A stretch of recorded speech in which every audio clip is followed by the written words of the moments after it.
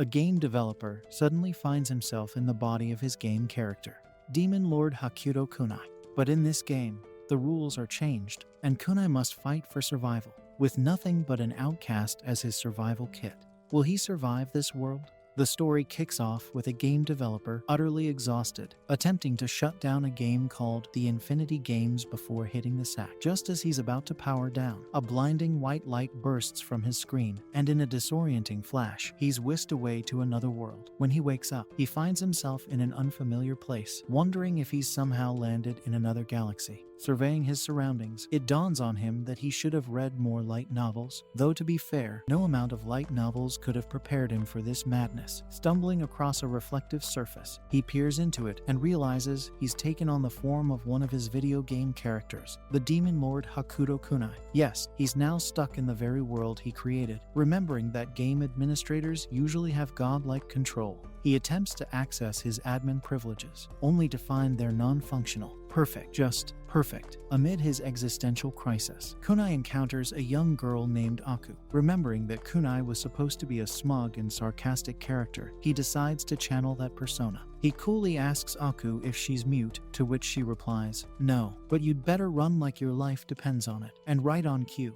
a colossal fiery demon emerges from the bushes. Kunai, trying to maintain his facade, asks if it's her pet. The demon's response, a scary declaration that it plans to eat him alive. Kunai's bravado crumbles as he shrieks like a frightened child, before remembering he's supposed to be the cool, calm guy. Regaining his composure, Kunai confronts the monster. Tapping into his character's powers, he emanates a devilish aura. After all, he created this game. Surely his character has a few tricks up his sleeve. Lightning tentacles burst from his body, sending the demon flying and roasting it in mid-air like a piece of fried chicken. He turns to Aku, who calls him the Demon Lord and begs not to be eaten. Kunai, with an exasperated sigh, assures her he has no intention of devouring her. He pauses midway, puzzled, and asks why she's calling him the Demon Lord when he never introduced himself that way. Aku explains that only a Demon Lord could dispatch such a formidable foe so effortlessly, despite his protests and introduction as Hakuto Kunai.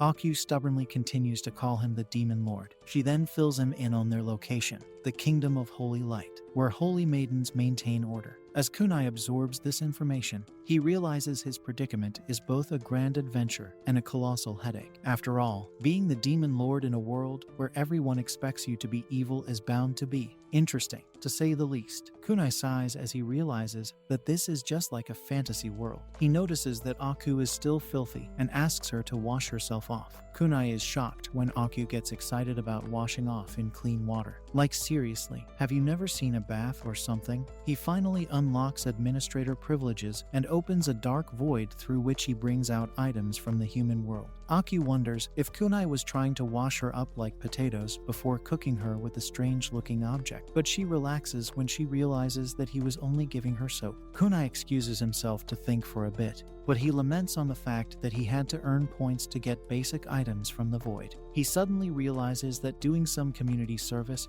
might earn him some brownie points and help him get back home, so he decides to help this world to get clean water. Cause who was he kidding? He had absolutely no style of going back to the caveman era and bathing with mud. He returns to Aku, who thanks him for the soap while revealing that this was her first time of bathing in clean water. Kunai is shocked to hear this, as he wonders why anyone would refuse to bath when water was a free gift of nature. Aku explains that she's an orphan with a very bad leg, so she couldn't work. The villagers avoided her like a flea because of it, but she decided to clean up the village to earn their friendship. Unfortunately, they avoided her even more because they claimed they would get dirtier if they actually touched her. Kunai hoists Aku onto his back like she weighs as much as a feather and launches into a rant about cleanliness, claiming they're only dirty because they've been bathing in snake spit and mud. Because nobody ever gets dirty by tidying up their surroundings. Classic. As he carries Aku away from the forest, he's taken aback to find she can understand his writing,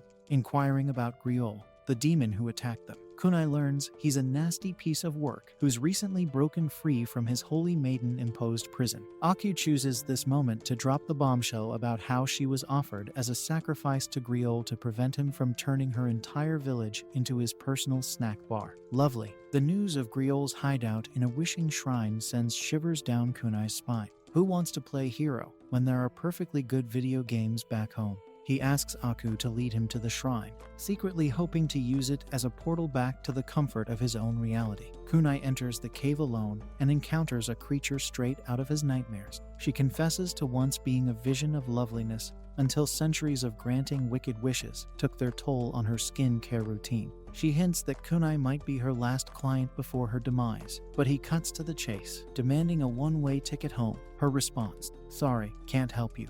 She did, however, offer him a cursed ring, because who wouldn't want one of those? Emerging from the forest with Aku in tow, Kunai hatches a plan to head to the holy city in search of an escape route. Aku insists on tagging along, suggesting they swing by her village to grab her belongings, sparse as they may be. Upon arrival, Kunai opts for stealth mode, subtly alerting his presence to Aku's senses, but their reunion is rudely interrupted by some rather unwelcoming villagers, who seem intent on turning Aku into a sacrificial lamb. Kunai springs into action, swiftly disarming the troublemakers and even setting a house ablaze for good measure. The villagers, suddenly realizing they're dealing with someone they probably shouldn't mess with, panic at the mere mention of Kunai being the so-called demon lord, scooping up Aku. Kunai suggests they make a hasty retreat to the holy capital, leaving the village and its belongings far behind. Luna Elegant, one of the esteemed holy maidens, catches wind of the demon lord's presence and takes it upon herself to confront him. Her coach rider suggests she should have alerted her sisters about this little trip, but Luna's fiery spirit flares up at the implication that the demon lord would easily drop her like a bothersome fly. The coach rider wisely steps up the pace, lest Luna's temper sends them both falling off a cliff. Meanwhile, Wengol, the chief of the moles, catches wind of Luna's passing, but he's pained to discover Luna isn't remotely interested in him or his merry band of bandits. He sees this as his chance to make a lasting impression. Dream big, buddy, dream big. Meanwhile, Aku and Kunai camp out in the desert, where he pulls out a magic tool from his black fridge and uses it to set up a base. He informs her that this base was made of steel so strong it was impenetrable by any Kim Jong-un missile. Aku steps in to find another bath and more of the sweet-smelling soap that Kunai had prepared for her. Following a relaxing bath, Aku snuggles up to Kunai, who promptly scolds her for getting too cozy. He tries to explain he's more of an older brother figure than a creepy old man, but ultimately relents. The next day, the moles, eager to make their mark, launch an attack on what they assume is Luna's entourage. Surprise, it's Kunai and Aku, and Kunai deflects their arrows with the skill of a seasoned gamer. Luna swoops in like a shining beacon of holy fury, unleashing her gold slash and putting the would-be attackers in their place. Who knew money could be so deadly? In the chaos, Kunai takes a few hits and isn't pleased. Luna's refusal to apologize for her friendly fire antics sets Kunai off on a lecture about basic manners. Respect your elders, people. Later, Kunai and Aku reach the holy capital, where Aku hesitates to spend the holy maiden's money, rightfully feeling a bit guilty since Kunai acquired it through victory. Kunai insists on treating her, channeling his inner trick or treater. They indulge in snacks before finding accommodations at a swanky hotel. Kunai's nonchalant facade crumbling in the face of such opulence. At the mall, Kunai's generosity transforms Aku's appearance from shabby to chic with the simple flick of a gold coin. Aku's radiant transformation leaves Kunai speechless. Turns out, gold coins are worth their weight in yen in this realm. A cozy dinner is interrupted by Luna, who's tracked them down. Threats are exchanged, but Kunai diffuses the tension with an offer of food. Luna, still acting smart ass from their earlier exchange, begrudgingly accepts, reminding Kunai that it's her money funding this little soiree. Afterwards, as they return to their lodgings, Aku gently chides Kunai for his treatment of Luna. Concerned about Aku's opinion of him, Kunai offers her a piggyback ride, softening her view of him. Back at the hotel, Luna shows up, confessing she's lonely and inadvertently revealing a massive crush on the demon lord. Not exactly the holy thing to do, but hey, who's judging? Later on, after Luna and Aku enjoy a bath together, the demon lord decides it's time for a chat. Hey Luna, got a minute? He asks, as if summoning a casual acquaintance rather than a holy maiden. Luna, clearly annoyed, demands he use her proper title, but Kunai brushes her off like a 5-year-old's tantrum. Can you tell me about the cherub, Ophin, and Seraph? He inquires, hoping to glean some crucial info about these mythical protectors. Luna, with an air of divine irritation, informs him that while the cherub is deceased, Ophin and Griot are still around. ensuring the safety of the people. Kunai's thoughts race as he recalls the idol's lament about her lost beauty in the wishing shrine, as he suspects a truckload of trouble if she was indeed the Ophan. Determined to dig deeper, Kunai decides to visit the city, but first needs to deal with his empty wallet problem.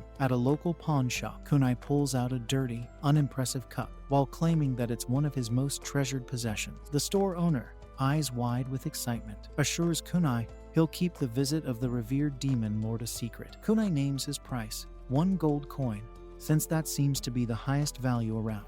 To his surprise, the shopkeeper pays up eagerly, delighted at the prospect of reselling it for 5 gold coins. Kunai marvels at the absurdity of people valuing such useless items, but keeps his thoughts to himself as he heads back to the hotel. Meanwhile, a group of demon-worshipping Satanists bemoan their failure to summon the Demon Lord, blissfully unaware that he's already out there painting the town black. Luna's big sister arrives at Kunai's rented abode, fuming that her little sister dared to face the Demon Lord without her superior assistance. Luna, suddenly flustered, struggles to justify her actions. Just then, the demon-believing nomads step out to attack them, while cutting their hands to offer themselves in exchange for a monster. The ring on Kunai's arms start glowing in an eerie way, and Kunai receives instructions to kill the holy maidens, but he refuses because he's not ready to spend a night in jail with rats. The ring almost overpowers him, but Kunai decides to change his character, which we find out to be another trick in his hat. As the Satanists attack, the holy maidens fight back valiantly. Luckily for them, Kunai vanishes for a minute, and in comes Zero with 6-pack abs and a charming smile before beating the members of the demon believers cult into pulp with his dragon-clawed fists. After ensuring that he had disarmed all the Satanists, Zero slips away and transforms back into Kunai, who promptly smacks his head against a wall, cursing his overconfident alter ego. Aku approaches, concern etched on her face, only adding to his embarrassment as he realizes she witnessed the whole charade. Elsewhere, Mikan, a fierce female adventurer, and Yuki, a feminine male adventurer, search the guild for quests. They settle on hunting sandwolves for the high payout and stumble upon a hilariously twisted wanted poster of Kunai, making him look like a creepy old man. Yuki, with a peculiar fascination for demon lords, is instantly intrigued. Later, Kunai, Aku, and Luna ride off in Luna's carriage. When asked about her missing escorts, Luna nonchalantly reveals that she sent them away, confident that Kunai's protection is more than sufficient. As the carriage rides past, Kunai can't help but think that his life has become an unpredictable blend of fantasy and farce, with no shortage of surprises on the horizon. Kunai offers Luna a dress to change into since he assumes that she's uncomfortable in her priestess attire, but she assumes that he's a perv who just has a thing for her holy behind, especially considering how he had beaten her so hard she was unable to sit for days the last time.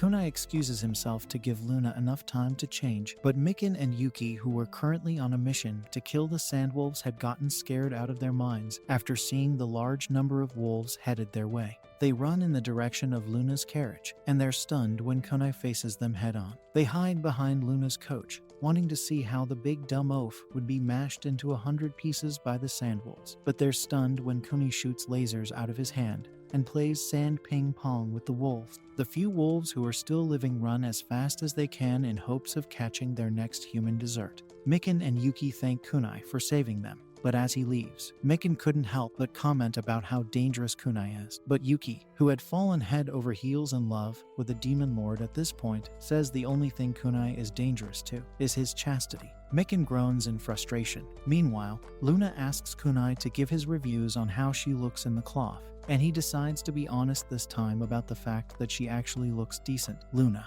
never one to miss a beat, smirks and quips. When you look half as good as me, you tend to look great in everything. Kunai suggests that they stop the couch and sets up the base with a small magical tool, which earns him suspicions from Luna. But Aku convinces her that it's actually a wonderful place with a barrel where they could both enjoy a warm bath. And you know how nothing beats a warm bath. While they bath, Kunai uses his administrator tool to summon an aide named Dr. Yu, although he has reservations against her because of her killing skills. However, he has no other choice because she's the only one who can create a tool that would protect him from being killed by magic, which was the only weapon that affected him. Kunai briefly converses with Dr. Yu about how they had ended up in this world, but she asks if he'll still have the Nightless City, a place filled with luxury and partying like they had enjoyed in the Infinity Games. "Ha, please, just call a club a nightclub." Kunai tells her that he plans on building it and calling it the Demon Lord's Castle, but they would need land to get started. He leads her to the girls whom he introduces as Aku and Luna. Kunai suddenly remembers Aku's leg problems and asks Dr. Yu to fix it. Luna protests against this since Yu turns out to be another pervert who is interested in Aku. She finally succeeds in healing Aku with her hands, which Kunai calls the Hand of God. After Aku's legs are fully restored, Kunai thanks her and praises her for healing Aku's leg. The praise gets to Dr. Yu's brain, and she develops a huge crush on Kunai. Later on, Yuki gossips about the Demon Lord with Mikan and a barwoman, while revealing his intentions to start a relationship with him.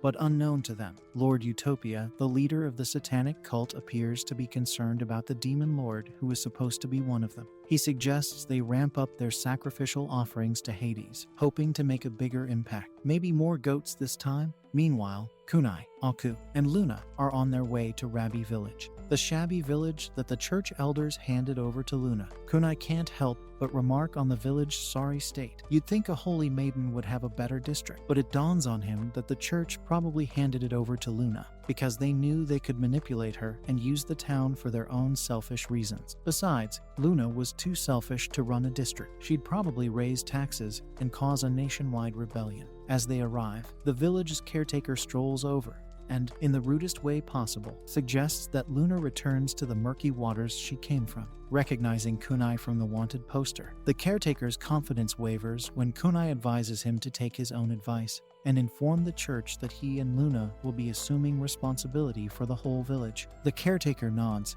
retreating faster than a mouse from a cat. At the same time, Kion and Momo, two half-human, half-rabbit beings known as bunnies, are lamenting the poor condition of their crops and their desperate need for water crystals. Kunai approaches them, already annoyed by their habit of ending every sentence with bunny and hop. They explain that their cute features made humans take a liking to them, and they'd get disappointed if the bunnies didn't end their sentences that way. Kunai asks them to lead him to the village well, but after they got there, the bunnies complained that he still wouldn't be able to get water because the well had dried up. Kunai shows them that he's Houdini with the tricks as he pulls out a pulley and informs them that it's so easy to use that even Aku would have no issues drawing water with it. They're blown out of their minds when Aku finally succeeds in drawing out the water from the well. The bunnies are so excited about the new pulley that they forget to end their sentences with bunny and hop for a while. Kunai asks them to hide this secret from other villages because he doesn't want to risk others knowing of what he planned on doing in this town. Meanwhile, the head priestess, Holy Maiden White, holds a meeting with the church elders. Some suggest attacking the man who bewitched her sister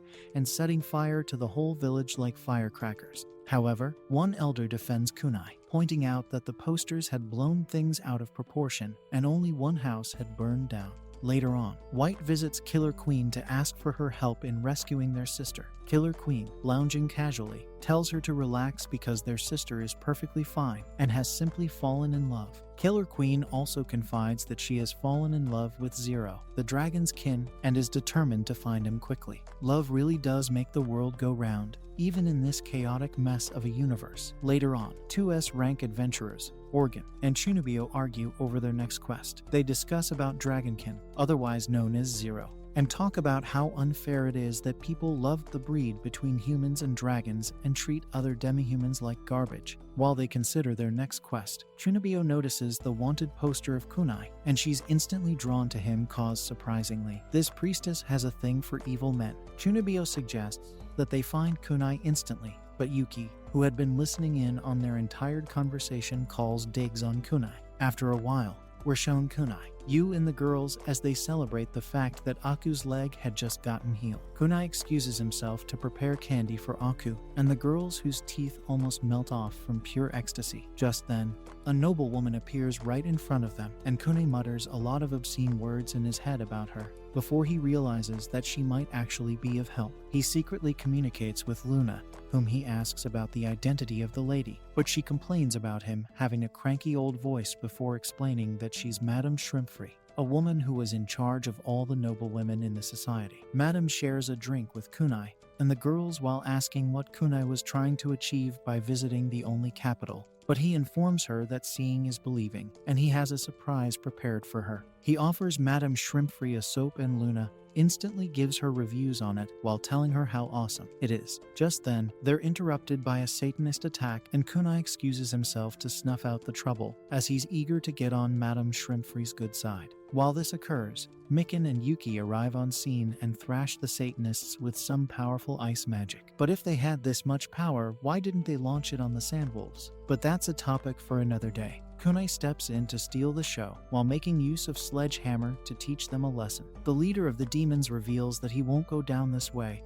and slashes his hand to summon another monster. As this takes place, the leader of the Satanists sent Tron, an half-demon who he calls a disgusting failed mixed blood, to take a magic-boosting weapon to the holy castle, which would help the Satanists grow stronger. Meanwhile, Kunai, Aku, Madam, and Luna are seen enjoying themselves at high-class bar when a Satanist clown walks over to them. Dr. Yu realizes that it's an undercover agent and asks if she can show it tricks of her own. The clown screams bloody murder as it realizes that Yu had removed its hand. She offers to return them to their former position, but she mixes up the arrangement. The clown cries out in horror as he informs her that he doesn't find this funny. His hands were in danger for Christ's sake. Dr. Yu finally fixes the hand and leans in to whisper to the clown, "I'm fully aware of the poison in your pocket." The clown, getting the not-so-subtle hint, flees faster than a cat from a vacuum cleaner. Meanwhile, the headstrong Holy Maiden is locked in battle with some demons, her loyal assistant by her side. They're joined by Organ and Chibneo, the two S-rank adventurers from the bar. Onlookers marvel at Chibneo's surprisingly dark spells, but chalk it up to her mysterious priestess reasons. In a less pleasant part of town, the Satanists, miffed by their failed attack on Luna, decide to sacrifice their lives to summon a new demon. Enter the Prince of Demons, who, upon stepping foot on Earth, wrinkles his nose in disgust like he just stepped in something nasty. Undeterred, he heads over to the Holy Castle to do his job. However, he's thwarted by the protective barrier set by the most holy maiden, the High Priestess. Not one to be easily discouraged, he redirects his wrath toward the headstrong Holy Maiden, Organ and Chibneo. The two S-rank adventurers from the previous night arrive just in time to save the day. But alas, even Chibneo's famous twinkle doesn't save them this time. The Prince of Demons continues his relentless assault on the headstrong Holy Maiden. Kunai, who's been watching the whole fiasco from a corner, decides enough is enough. He switches to Zero and steps out in anger, calling the prince a scum who makes women cry before proceeding to give him a proper lesson. Just then, the prince spots Tron approaching with the box that was supposed to make him stronger, but instead of getting his power up, he stops her midair and drains her blood. Tron crashes to the ground head first, but Zero, being the hero, heals her and asks her to smile in appreciation. Tron, having been treated like the Satanist's dirty rag for so long, admits she's forgotten how to smile. Zero, turning his attention back to the Prince of Demons, ends him with a solid blow, ensuring he pays dearly for his crimes. Zero strikes a triumphant pose like a football player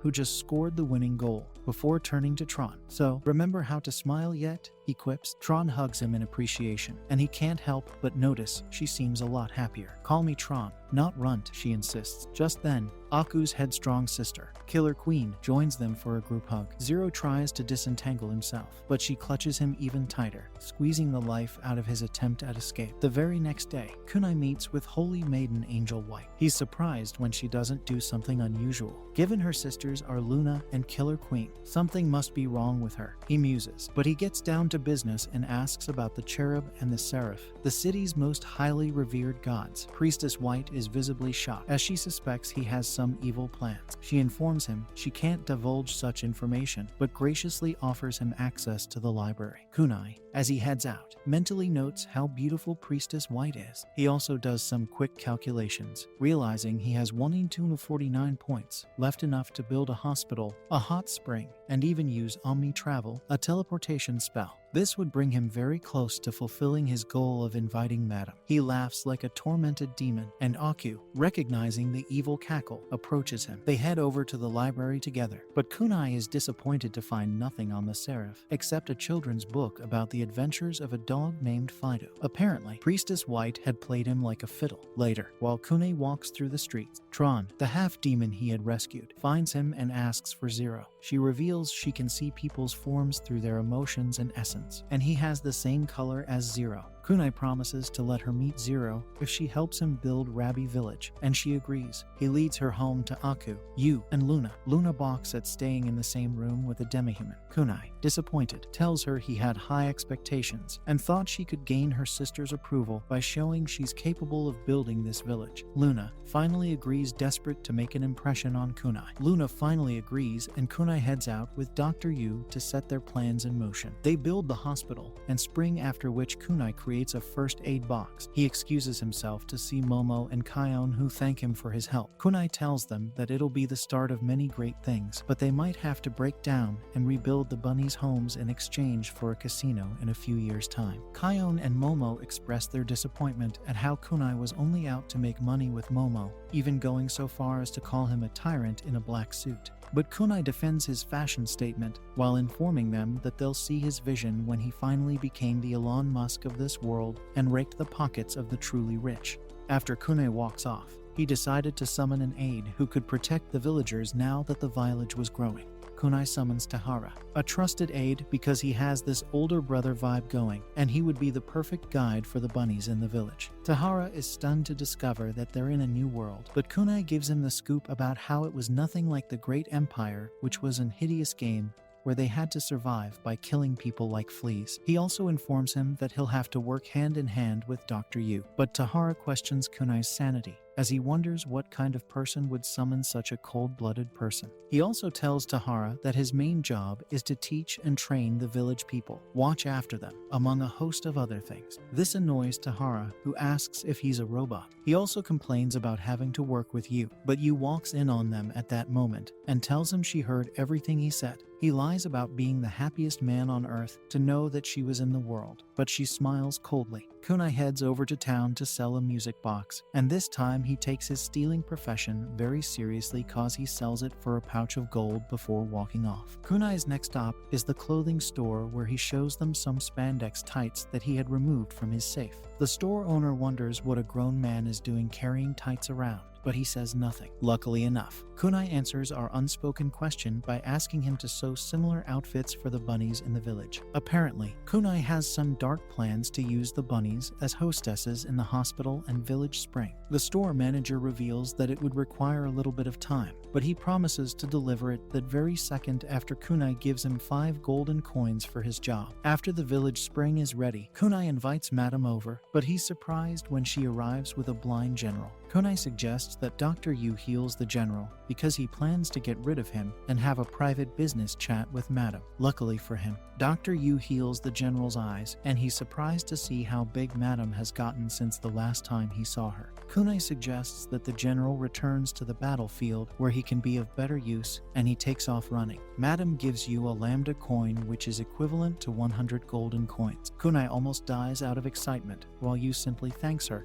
and tells her that she looks forward to a long-lasting relationship. While this occurs, Luna was too busy daydreaming about her past and how she had a demi-human friend when she was much younger and was as poor as a street rat. They had found a copper coin and wanted to purchase the delicious bread that the nobles could easily afford. Unfortunately, they were stopped by some nobles who told them to run along like the little street rats they are. This vexes Luna, who promises to revenge when she becomes an high-ranking priestess. After Luna trained in the temple and became a holy maiden, she told an elder in the church about her thoughts of bringing a maid with her. She informs him that she already has a candidate in mind, and she's a demi-human, but she's deeply hurt when she's informed that the church had killed her because of their deeply rooted hatred for demi-humans. She wonders if she would have saved her friend's life if she had the same position of power that she had today. Just then, Kunai interrupts her dream and asks why she was chanting cherub in the daytime. Luna is embarrassed by this and skillfully dodges the question. Kunai asks Luna to play the role of hostess and help him empty Madame's purse. Luna, ever the money-hungry wolf, rushes to Madame's side and hustles her to the baths. Madame is impressed by all the baths, but Luna finally secures the bag at the salt bath after informing her that taking a salt bath allows you to lose weight. Madam screams like a maniac and scrubs hard like a maniac. But you know the old saying about how dreamers never die. Meanwhile, the head priestess and first holy maiden in the kingdom, White, is seen having a conversation with her strong-headed sister. She tries telling her to help her in saving Luna, but her sister is convinced that Luna doesn't need saving, and she had simply fallen in love. Besides, if she had the chance, she would gladly follow Zero,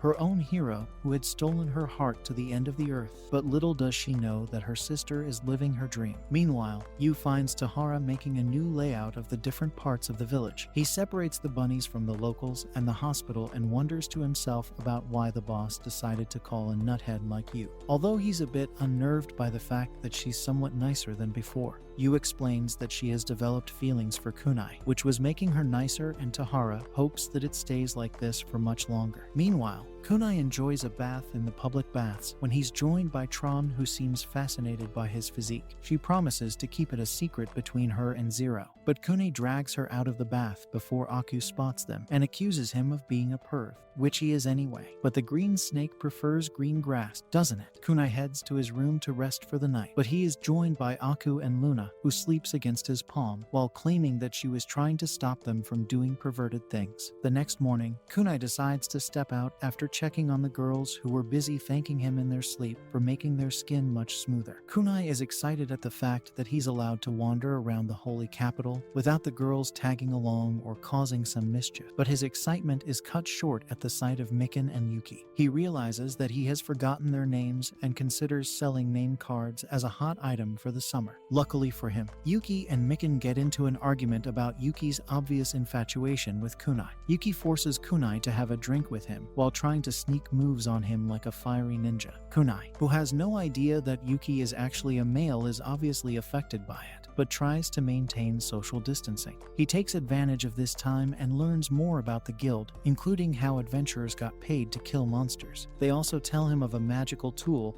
that would help him withstand magical attacks, but they tell him that it would pretty hard to find. Kunai wonders about how to get it, but Yuki suggests that they accompany him to find it. Mikan is so shocked by this that she coughs up her drink, but Kunai thinks better of this proposal and realizes that he actually has a lot to gain from it, so he agrees to it. Mikan tries telling them not to drag her into their plans, but they both ignore her. Meanwhile, the first holy maiden in the kingdom, Priestess White, prays to the Seraph for the power to set her sister free from the bondage of the Demon Lord. She heads over to Rabi village, and she's surprised at how much the village had changed since she last arrived. Tahara, Kunai's aide, sees her and assumes that she's the light magician they had been looking for. He asks why she's dressed like a fairy princess at a 5-year-old's birthday party and suggests that she get to work immediately. White is stunned by this, but she gets to work anyway. Luna arrives and expresses her surprise to find her sister working, but her sister explains that she had come to the village to rescue her. Luna asks her not to be stupid, she's got everything under control, but then she's dragged off by Tron. Luna instructs the bunnies to give her sister a tour of the bath. Unfortunately, they lead White to the men's changing room, a blunder that goes unnoticed as White strides into the baths with regal grace, unaware that the Demon Lord is enjoying a princely bath nearby. Holy Maiden White is utterly shocked when she catches a glimpse of Kunai's back, letting out a scream of horror. Thankfully, Kunai quickly realizes that she must have wandered into the men's bathroom by mistake. With a chuckle, he tosses her a towel. White, still shocked, gratefully accepts it. Kunai, ever the tease, pressures her into having a chat, mocking her lack of courage to converse with a half-naked man. Relax. These baths are meant to relieve stress and exhaustion, Kunai remarks, his eyes twinkling with mischief. Now, what brings you here so suddenly, O holy maiden? White gathers her composure and demands to know why Kunai bewitched her sister and Madame Shrimpfree. Kunai, with an air of nonchalance, explains his vision to transform the village into a sanctuary where hard-working individuals like Tron and Aku are respected and not treated as outcasts. Deciding to give her a tour, Kunai uses his teleportation spell to whisk White away to town. White is astounded to discover that Kunai can wield a spell reserved for only the High Priestess. Kunai leads the Holy Maiden to town with his teleportation spell, and she's stunned to learn that he can also use a spell that only the High Priestess was allowed to use. Kunai explains that he wishes to know more about the Seraph to ask them questions before showing White that he had created an halo for her and placed it on her head. He also explains that the person who had brought him to this world in the first place is often the beloved deity. White suddenly realizes that this would explain her sister's obsession with him, since she worships the cherub, a selfish god who is infatuated with Often. Kunai returns home and meditates on his cigarette, but he's stunned when Aku joins him and asks if he still plans on traveling to the north. He reveals that he has no choice but to do this, but Luna walks in on them and assumes that he has taken a liking to Aku. She's even more pained when he tells her that he had dropped off her sister at the holy capital. Later on, Kunai says goodbye to Tahara and Dr. Yu while giving them instructions to kill anyone who threatened the villagers after he left. Yu calls Kunai to come back, but Tahara reminds her that he had just left. Meanwhile, Mikan and Yuki accompany Tahara on his journey as he makes up his mind to find a weapon that would protect him from being harmed by magic, because he believes his weakness will be used against him someday. But what do you think happens next? Will Kunai find the magic repelling armor that he's so badly looking for? Find out in the next season. In the meantime, make sure to click the bell and subscribe icon for instant notifications on more engaging videos.